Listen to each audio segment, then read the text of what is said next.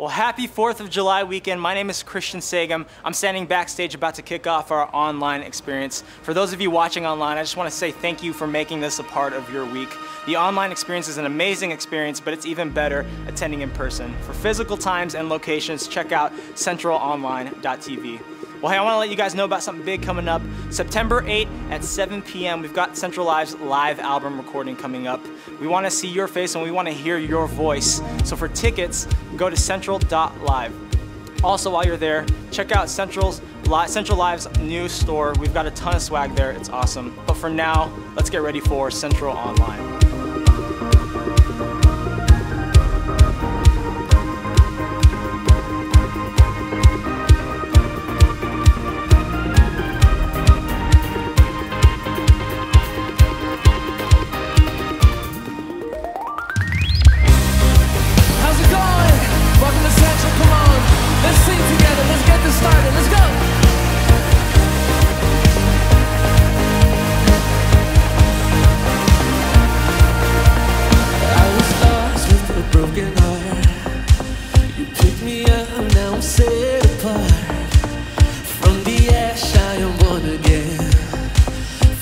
Safe in the Savior's hands, and you are more than my words can say.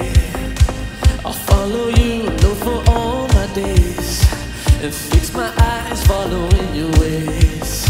Forever free in unending grace. Come on, sing it out. 'Cause you are my freedom. We lift you higher, lift you higher. Your love, never ending. Oh, oh, oh. You are alive in us. Nothing can take your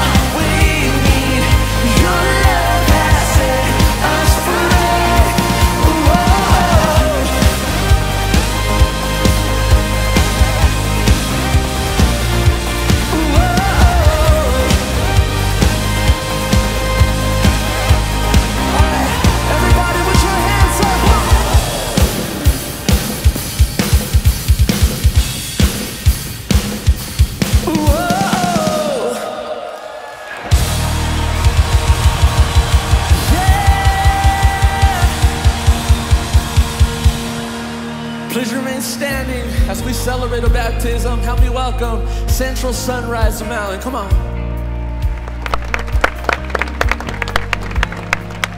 Well, hey Central, this is an incredibly special moment in my life and Carrie's life to have the opportunity to baptize Miranda.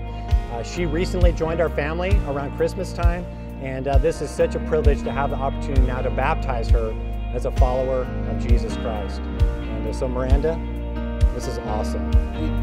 Have you asked Jesus Christ to be your Lord and Savior and director of your life? Yes, sir. I love it. I've had an opportunity to witness that, and it's just been an exciting time. So based on that confession of faith, it's our honor to baptize you now in the name of the Father, the Son, and the Holy Spirit. You're going to be buried with Christ and raised to walk in a brand new life. Happy 4th of July weekend. I want to give a huge shout out to all of you watching on military bases all over the world, as well as those who have or are serving in our armed forces. It's because you have sacrificed so much that we get to experience the liberties and the freedom that we do in America. So happy 4th of July. Welcome to Central. My name is Drew Bodine and I serve as one of the pastors here. If this is your first time, I want you to know that this is a place where it's okay to not be okay. That means that you can come as you are, you belong, and we are so glad you're here. At some point during our experience, I want to encourage you to go to centralonline.tv/welcome. There's a short form to fill out, and when you do, we have a free gift we want to send you in the mail this week. Today, we're continuing in our series, Staycation, so let's continue to worship and experience life change here at Central.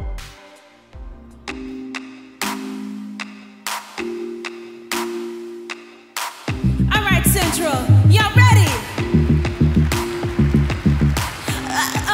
Running out of breath, but I got stamina. Running out, I close my eyes, but I got stamina. And I see another mountain to climb, and I got stamina. Need another love in mine. I got stamina. Don't give up, I won't give up. Don't give up, no, no, no. Don't give up, I won't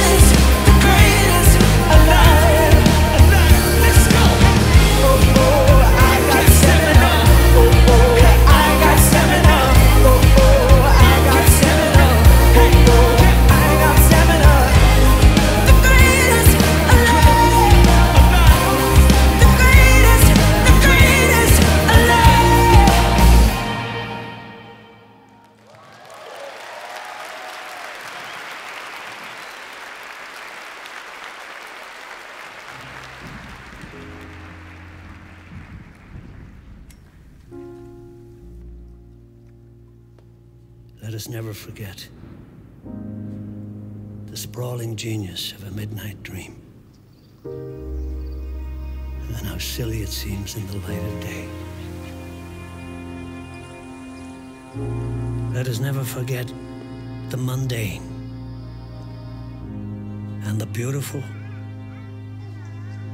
Let us never forget why we write, to remember what happened, what could have happened, what didn't happen. We write to find out how it ends. So let us keep writing. And let us never forget how it feels to hold life in your hands.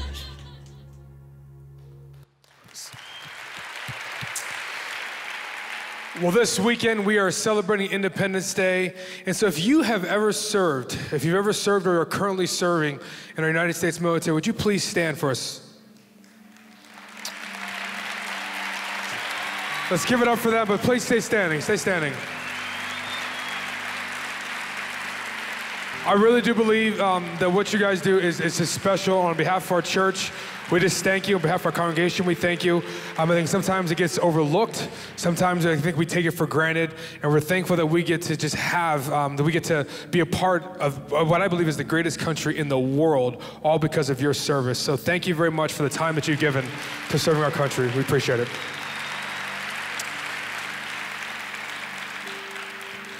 This last weekend, we had the privilege of going down to Prescott, Arizona for our night student camp. And yes, so some of you were there. Lots of great stories, just lots of great people, lots of leaders, parents, people who gave their time, people who gave away time away from their families and their jobs, gave up some money, all because they just wanted to serve God and serve kids. So we had about 1,200 students and leaders that went down to Prescott, and we had a lot of decisions, but I just wanted to say thank you to each and every one of you guys for helping us and just sending those kids off. If you were a parent or a leader in here who served, we owe you a big thanks. We know that is a big deal. Junior high school students, not an easy job. I think one of the coolest parts for me was standing there and watching those kids worship. I think sometimes for junior high and high school, it can kind of overlook, I guess their, not intelligence, but just who they are. But some of those kids connect, and they just connect with God in a very cool way. When you watch them, hands raised high, just totally just like giving their life and just saying, you know what, I'm gonna worship you. I don't care who's watching. I don't care what people think. It's one of the coolest things. So thank you again for all those who went to Ignite, and parents, thank you again for trusting us with your students. Take a look at this video. You'll get a cool recap of what we did. I believe that every single one of you is here for a reason. But I think that the reason, more than anything else, there's a God who's an incredible God, who's greater than anything else in all of the universe. This incredible God wants to make himself known to you.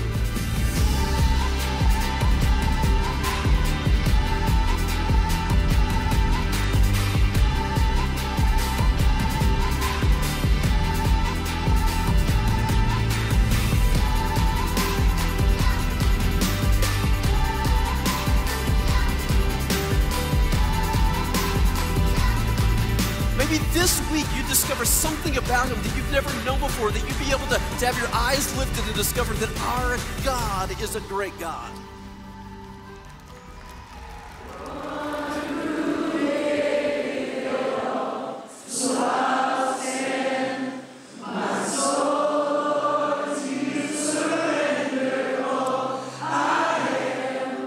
Is yours.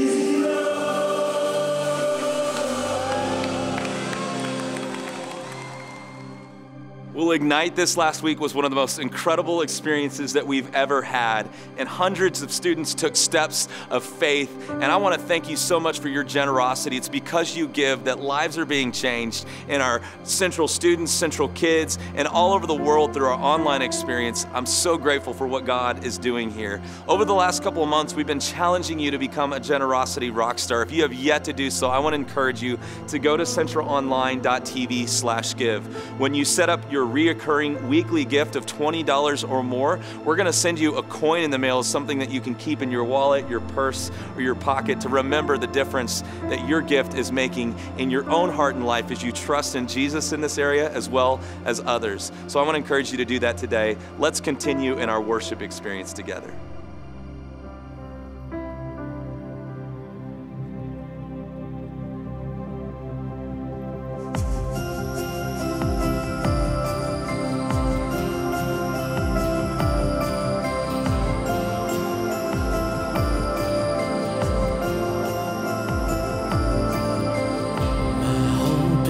Built on nothing less than Jesus' blood and righteousness. I dare not trust the sweetest friend, but wholly trust in Jesus' name.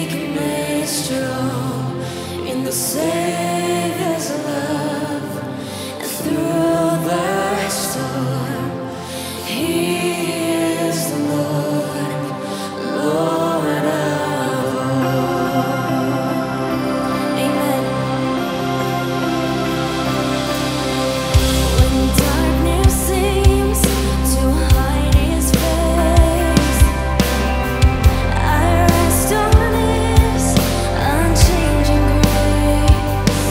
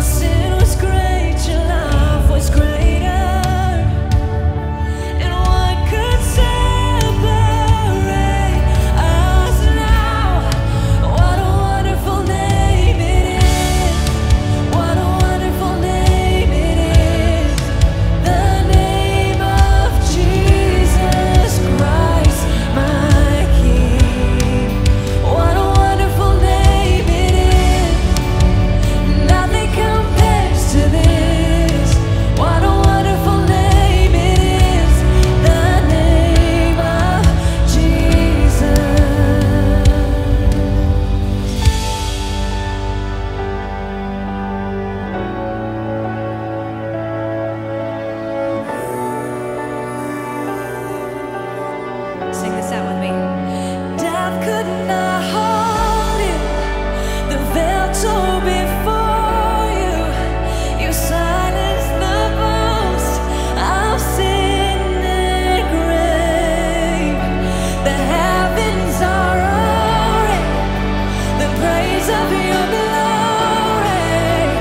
For you are raised to life again. Oh, you have no rival. You have no equal. Now and forever, God, you reign. Yours is the kingdom. Yours is the glory. Yours is the name above all names. What a powerful name it is. What a powerful name it is. The name of Jesus Christ, my King. What a powerful name it is. Nothing can stand against. What a powerful name it is. The name of Jesus. What a powerful name it is. The name of Jesus. What a powerful name it is. The name of Jesus.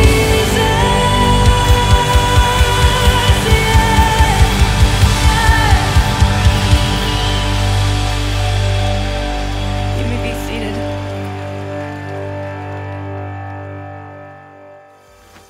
Hey America, it's me, Tim, the Staycation expert. It never fails. Every 4th of July, someone in your family hands you a box of sparklers and you end up just waving it around with not a lot of direction. Well, don't worry. This year, I'm about to teach you all of my advanced sparkler handling techniques. First up, this is the one that really put me on the map. It's called the Double Trouble. Pretty cool, always gets a good reaction. Oh, one of my favorites, the Wolverine. Very X-Men, very awesome, epic. All right, this one is way advanced. It should only be attempted by circus professionals. It is the fire breather, very tough. As you can see, I couldn't do this one, it's too hard. No, I can't do it. This one is one of my favorites. It's called the Total Package. To be very honest, it's a pretty bad idea. It doesn't really light up. 5 out of 5 difficulty. This one's called the Leap of Faith. I totally did it! I tried that so many times, this is the first time I got it. Woo! This move is also very advanced. It's the one that really put me on the map. You know, forget what I said at the beginning. It was really this one that put me on the map. It's called the whole enchilada. Well, there you have it. With those advanced tricks, you're sure to wow your friends and family this 4th of July.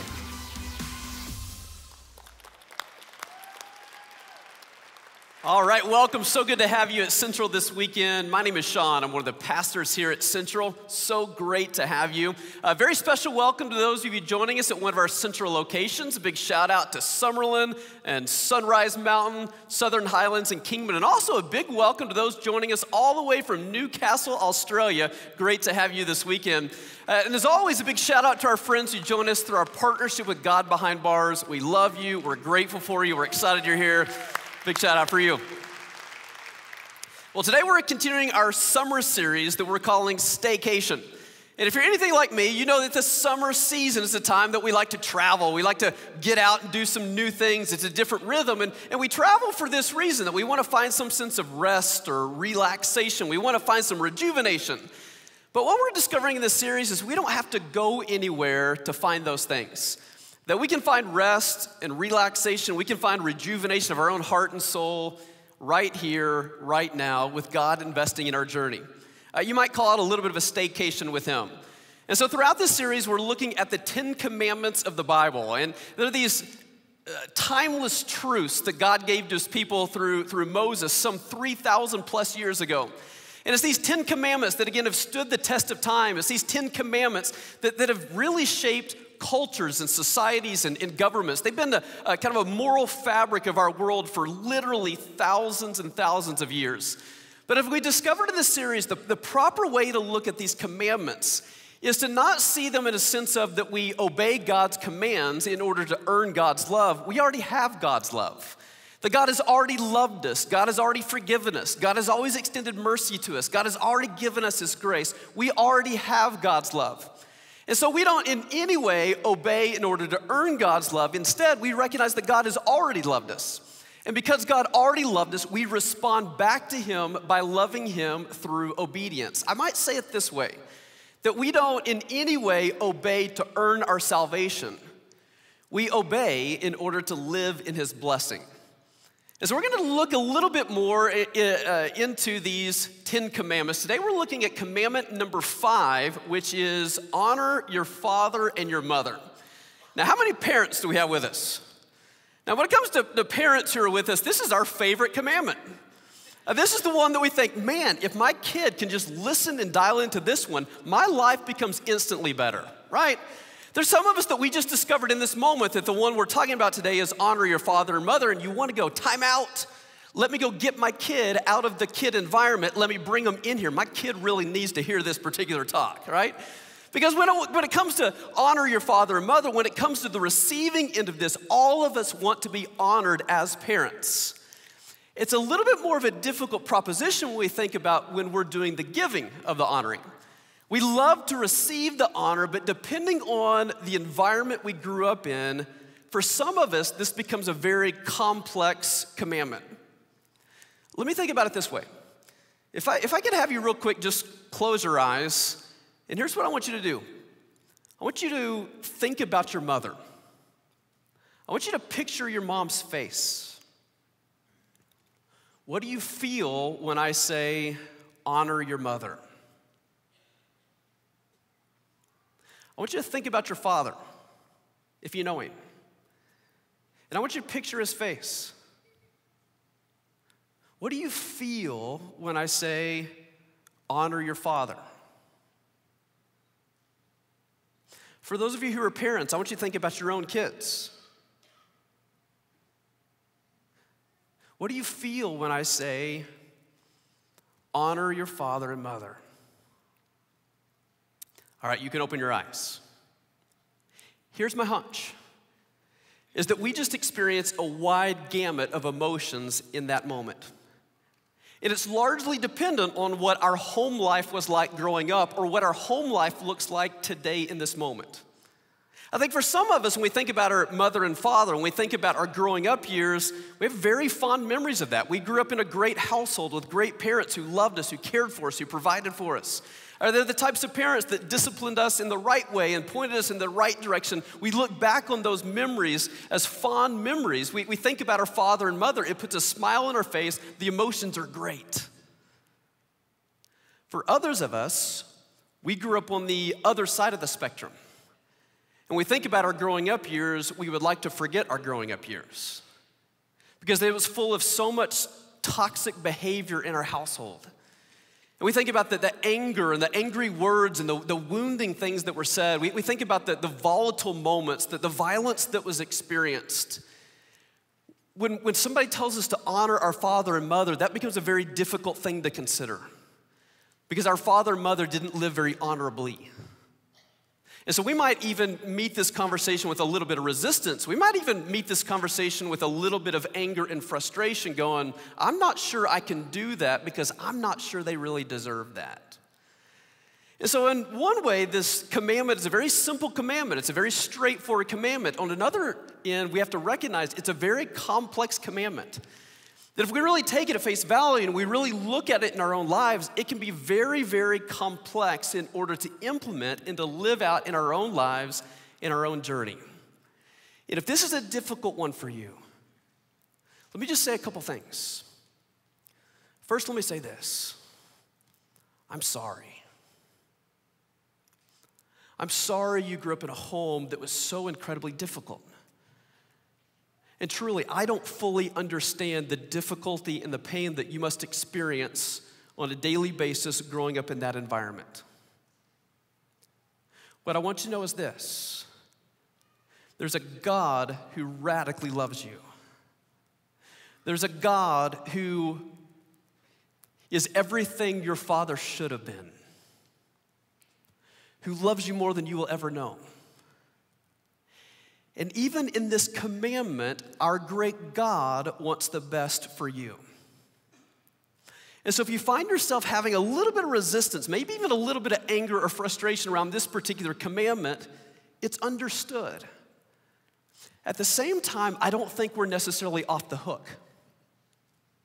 Let me spend a little bit of a sidebar again for those of us who grew up in a very difficult scenario, very difficult situation. I would suggest this. I heard this statement from Rick Warren years ago, who simply said this: if you don't talk it out, you'll take it out. And what I mean by that, what he even mean by that is if we don't talk it out, in a sense, if we've never sought out some good, strong Christian counsel for the wounds that we experienced as a child, what will happen is we will eventually take that out, more than likely in our own household. And so find a place. I would encourage you, if you've never sought out some good Christian counsel about it, seek out that counsel. Because what happens is when we grow up in a toxic environment, that toxic seed gets planted in our life, in our own heart. If we're not careful, that toxic piece will continue to grow in us. And so what good Christian counsel will do is it allows us to talk it out, to get it out, to kind of expel from us the toxic seed that, if we're not careful, will take root in us. But if we don't ever do that, that means that toxic seed is inside of us. It will grow, and if we don't talk it out, we will take it out. We will take it out many times in the context of our own home environments. And we end up becoming everything that we hated about our parents growing up. And so this commandment becomes a very important commandment for us. Whether we grew up in a great home or whether we grew up in a really terrible home, this commandment becomes a very important commandment. For all of us, we want to receive honor from our kids. But we live in a world that there's not a lot of honor going around. And so it's kind of once again that you see that God's timeless truth that was first spoken to his people through Moses some 3,000 plus years ago is still as relevant today as it's ever been. And so we're going to lean into this commandment. And so, again, for the sake of this whole series, this conversation, we're going to be in the book of Deuteronomy chapter 5. So if you've got a Bible, you can go to Deuteronomy chapter 5. It's the second time that the Bible goes in to explain the 10 Commandments. First time is in Exodus chapter 20. The second time is here in Deuteronomy chapter 5. The words are also going to show up on the screen. And you'll notice as we've been practicing for the past few weeks, when you see some words on the screen that are highlighted as red letter words, if you could read those words out loud with me, read it with some passion, like read some boldness like you mean it. So here's what this command says. It's the fifth commandment of the 10 Commandments. It says this. It says, honor your father and mother as the Lord your God commanded you. Then you will live a long, full life in the land the Lord your God has given you. So very straightforward. It says, here's what God says. He says, I want you to honor your father and your mother. Now, a couple of just really quick observations about this command. Here's the first observation. You will notice there's no fine print. You will notice there's no exception clause. You will notice that God doesn't say, I want you to honor your father and mother as long as your father and mother were honorable. Instead, he gives this blanket statement of truth that really encompasses all people of all times, of all situations. This says, regardless of the circumstances that you grew up in, regardless of the environment that you're in, I want you to take the posture, take the position of honor. The second thing that's important to note is this. Notice what he says. He says, I want you to honor your father and your mother. He says, I want you to honor both parents. Notice he didn't say, I want you to honor your father or your mother, which would be easier for a lot of us. Because for many of us, especially if we grew up in a very difficult scenario, we might find that it's easier for us to connect with, easier for us to relate to one of our two parents. But for whatever reason, God doesn't let us off the hook by says honor one or the other. What God says is, I want you to honor your father and your mother. It's a difficult commandment. No matter the circumstances we grew up in, God doesn't let us off the hook. Instead, he says, I want you to take the posture of honor. which basically says, I want you to be a dispenser of love. What he's basically saying is, I want you to value the parents that I placed in your life. And maybe you value them because of the dignity of who they have as a human being. Maybe we value them because they were still people who were created in the image of God. Maybe we don't value what they've done, but we still value them. We choose to honor. And so that's the what of the command. And the what is very, very straightforward, is what God is asking us to do. The question really more is, how do we do that and why? Now, as I think about the how of the commandment and also the why of the commandment, I think that it's best to look at it in a very practical way through the lens of different age groups. This is one of those commandments that never leaves us.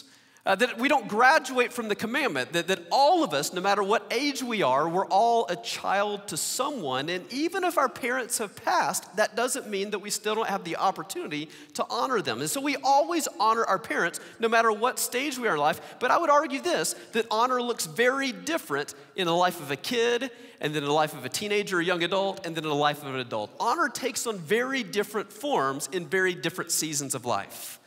And so what I love to do is talk about the hows and the whys from each one of these different phases of life. And so here's the first one. If you're a kid, if you're a young person growing up in a home, here's what honor means. Honor means obey your father and mother. When you're really little, when you're a kid, that's what honor means. Honor means obey your father and mother. It all boils down to that one word, obedience. Now, I do have little kids. I've got a 7-year-old boy named Austin. I have a 9-year-old boy named Levi. My kids are awesome. Love my kids. Sometimes my kids don't obey very well, but I love my kids. This week, I was talking to my oldest, Levi, about this message, and I asked him the very simple question. I said, hey, buddy, I'm talking to the people. That's what I call this whole thing, by the way, to my kids. I say, I'm talking to the people about honoring your father and mother. What does that mean to you? And without really much thought and hesitation, my 9-year-old immediately responds. He said, Dad, I think it probably means to listen and to obey the first time. I thought, hot dog, you nailed it. I thought, man, I'm like possibly the best parent that there's ever walked the face of this earth. Man, that's awesome. And so I was like fist pumping him, high five, way to go, you got it. And then I followed up with a question, which I probably should have done, but I followed up with another question. I said, okay, so you know exactly what to do. What's the hardest part of actually living that out? What's the hardest part of actually honoring your father and mother? Without skipping a beat, he looks me dead in the eye and he said, actually doing those two things? So he knows exactly what to do. It's just the doing it that's actually pretty difficult for him. But I think that we really look at it, I think that that's really true. When it comes to the young person, the younger child, honor means obedience. But there's a purpose behind it. There's not just the how, there's the why. And the why is given to us in the command itself. I want to take us back to the commandment that we just read. I want to highlight different words, but let's read it out loud again. Here's what the command says. Honor your father and mother as the Lord your God commanded you. Then you will live a long, full life in the land that the Lord your God has given you.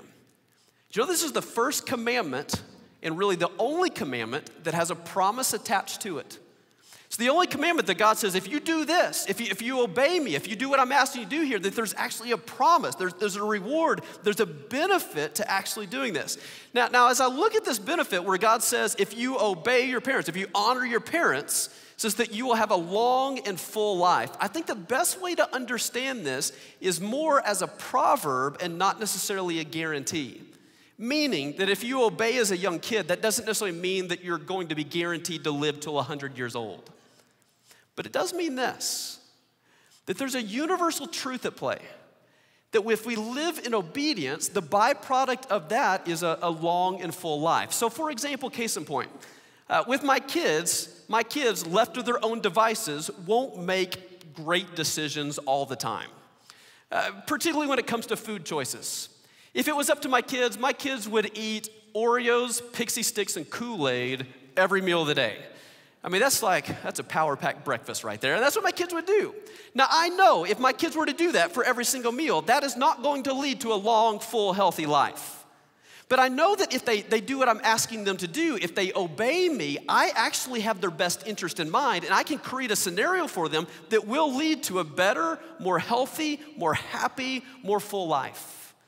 And so I kind of tell them what to eat, and they may hate it, they may groan about it, they may get frustrated about it, but I know this. If they do what I'm asking them to do, it will lead to a long, full, healthy life. And not just with food. I give my kids a lot of instruction. I give my kids more instruction than they could ever possibly want from me. I give my kids instruction about all kinds of things. I teach them how to manage money. I teach them how to treat other people with respect. I teach them how to look adults in the eye and to speak with confidence and kindness.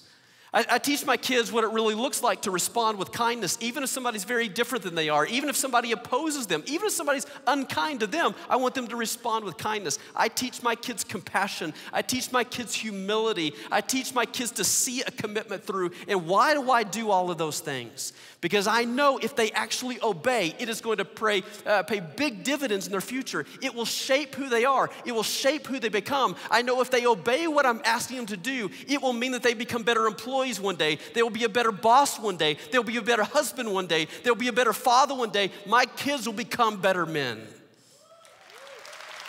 I know it. And so I want them to honor me, not for my sake. I want them to honor me for their sake. Because obedience is actually in their best interest, whether they recognize it or not, because as a loving father, I actually know what's best for them. And when you're a kid, honoring your father and mother, what it really boils down to is learning how to live under God-given authority. And we learn that as we live under authority in the context of our household. If we learn that as a kid, that pays big dividends in life. If we don't learn how to live under authority in the context of our household, that can have consequences in every other aspect of life as we grow up. If I never learn how to live under authority, I will have a hard time keeping a job. If I never learn how to live under authority, I'll have a hard time living under the laws of the country, of the land that I live in. If I have a hard time living under the authority of my household, it's possible that I will have a hard time yielding and submitting myself to the greatest authority in the universe, which is God himself. And so God says, I want you to honor your parents because there is so much at stake. Young people, honor means obey. But it doesn't always mean obey. Because as we grow up in life, that is no longer as applicable as it once was. So for example, I'm almost 40 years old. If my parents came over to my house today and they looked at my sink and they see some dishes and they say, Sean, clean the dishes. I'd be like, Mom, ain't happening. You can clean my dishes if you want, but I'm not gonna do that, right? Because I no longer relate to my parents in that way. Honor means obedience when you're young. But as you grow, honor takes on different forms. So what does it look like when we become a teen or an adolescent? What does it look like when we become a young adult? If honor means obedience as a kid, when we're a teen, honor means respect. Respect your father and mother.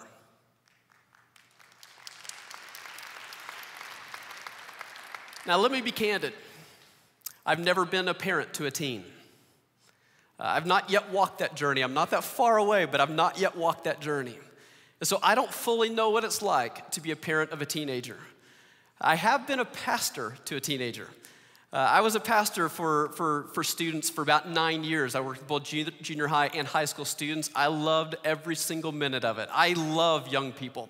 I love their passion. I love their ability to dream. I love their energy and excitement. I even love sometimes a little bit the rebellious spirit. I love young people. I really, really do. But I also know it's easier to pastor a teen than it is to parent a teen. I get it. And I also know that it's the season of life that many times young people start pulling away from their parents. And part of that is necessary, part of that is needed, part of that is a very natural form of life because the students need to form their own identity. They need to get to the place that they can make their own decisions and make good, wise decisions, but they're not yet ready to step fully out from under the umbrella of the care of their parents. So it's a very interesting season as there's a little bit of push and pull, there's a little bit of give and take. And as you're a parent of a teen, you realize that the one who used to almost suffocate you, you couldn't get any space from your kid, is now the kid that doesn't want to have anything to do with you, right? And now you're in a season of life that they think that you are the worst parent that has ever walked the face of planet Earth unless they want some money. And then all of a sudden, you're pretty good. But it's a tough phase of life. And many times, it's a phase of life that is characterized by disrespect. And so if you're a teenager, if you're a young adult, let me speak very clearly to you. I feel like God's got some very specific instruction when it comes to honoring your father and mother that deals with the issue of respect. He actually phrases it that way in a different part of the Bible. Look what it says in Leviticus chapter 19. Again, read the red letter word with me. It says, each of you must show great respect for your mother and your father. It's a different way to write the same commandment, but the Bible even calls it out that there's a phase of life that's very important, that honor your father and mother, it means respect. But here's the truth, young people. You don't have to agree with your parents to respect them. You don't have to see eye to eye on everything to respond with kindness. You see, we live in a world that says that if we disagree with one another, I'm supposed to disrespect you. If we don't see eye to eye on something, I'm supposed to tear you down, I'm supposed to pull you down. That's what we see in the media all the time. It's what we see in social media all the time, that if we disagree, that means I've got to disrespect. That is not God's way. Let's be very clear about that. It's not God's way. God says we can disagree, but I still respect. That we may not see eye to eye, but I will still honor. I was talking to a good buddy of mine this week who serves in one of our military branches of service. He serves in a great position in the United States Air Force. And I was talking to him just kind of about his role, and he reminded me of a powerful principle that exists in the military. He said this, that there's a phrase that people talk about. It's not just a phrase, it's a way of life, and the phrase is this: respect the rank. You respect the rank. And basically what he means by that, and kind of it's a part of an oath for somebody who's a part of the military, is it's a part of the oath, it's a part of my duty, it's a part of my calling, that I respect the rank. If there is an officer that outranks me, whatever that person tells me to do, I do, because I respect the rank. I may not agree with it, I may not like it, I may not even like the person, but it doesn't matter, I still respect the rank. In the military, put it as a part of the oath. Why? Because they understand this very important principle that in a circumstance of disagreement, we can't have rogue people going off and doing their own thing. Alignment is so incredibly important because there's so much at stake. And so it doesn't matter if you agree. It doesn't matter if you like them. It doesn't matter if you see eye to eye with them. You still respect the rank. What is God's rank? The way I understand it from a biblical perspective, authority works this way. You have God as the highest authority, and God gives parents as an extension of his authority on this earth, and as children, we operate under that authority. In a sense, we respect the rank. It doesn't matter if you disagree with the curfew. It doesn't matter if you're told that you shouldn't go somewhere and you really wanted to go there. It doesn't matter if you're told something that you adamantly disagree with. You don't have to agree to honor. You just respect the rank. So for kids, honor means obedience. I think for teens and adolescents, honor means respect. What about for adults? What happens when we kind of outgrow the season where we're we're really not under the authority of our parents any longer. Instead, God's entrusted us with the same authority when we have children. What does that look like? I don't think we ever graduate from this command. I think in many senses, again, we carry this commandment all the way until the end of our life. So what does it look like to carry this all the way through to the end of our journey? I think as adults, I think this commandment means this, that we appreciate and provide for our father and mother. We appreciate and we provide for our father and mother. Again, as with a different season of life come very different opportunities, come very different demands, come very different expectations. I would encourage you, if you've never done this, I would encourage you to take this step, regardless of what your relationship looks like with your parents. I would encourage you to contact them, call them, next time you're with them, whatever it looks like, to simply ask this question: how can I best honor you? How can I best honor you? And just simply see what they say.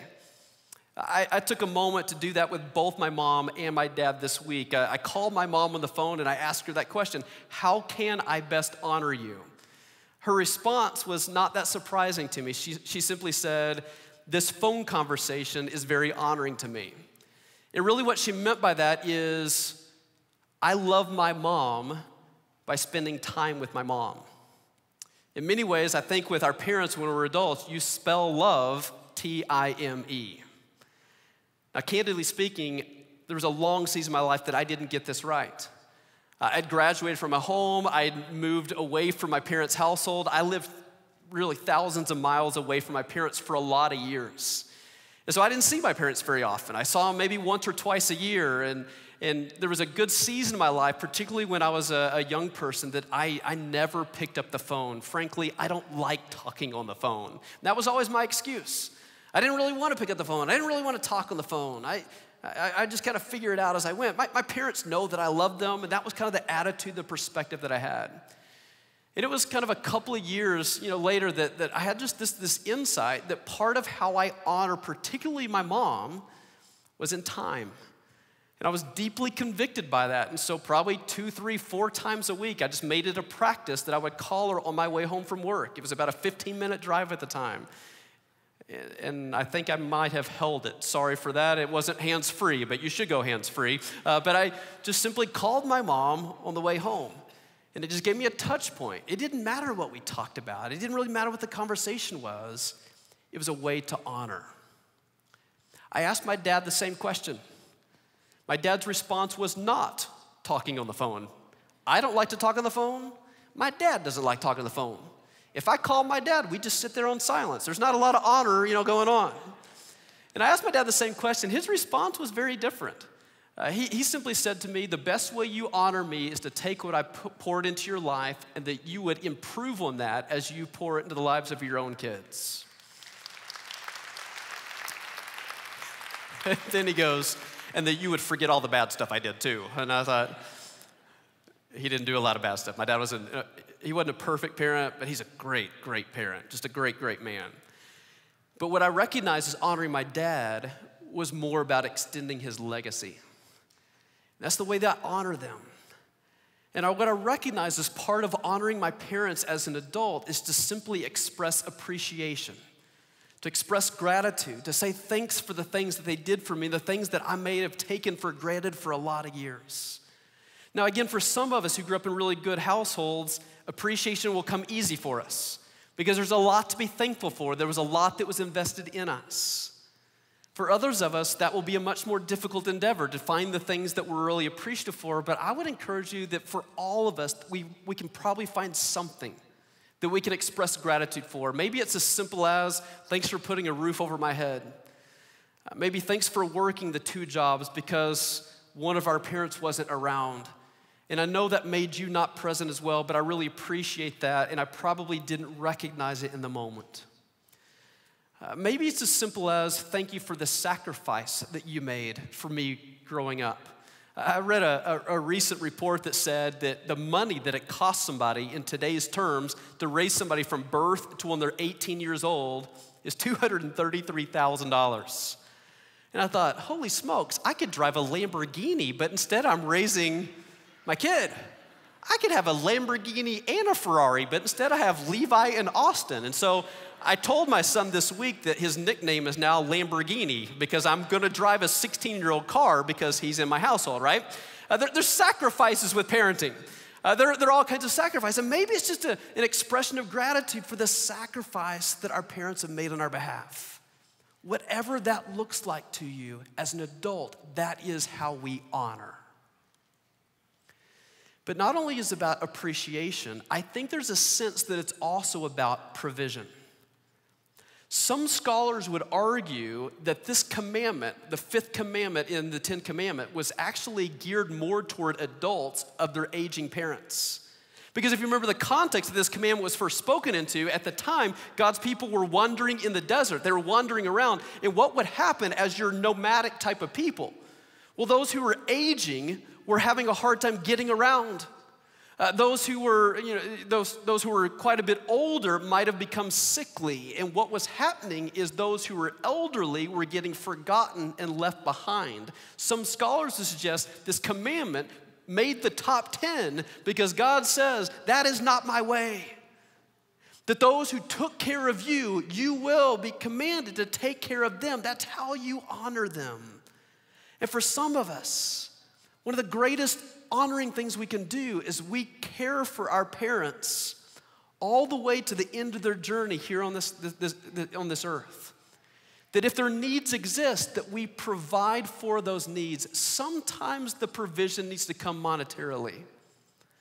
But a lot of times, the provision is your presence. We live in a world that if we're not careful, we will take those who are elderly and we'll push them aside. We'll let somebody else take care of them. We'll let somebody else kind of deal with sometimes what's difficult. But God says, never forget those who took care of you. And the responsibility comes full circle as we care for them.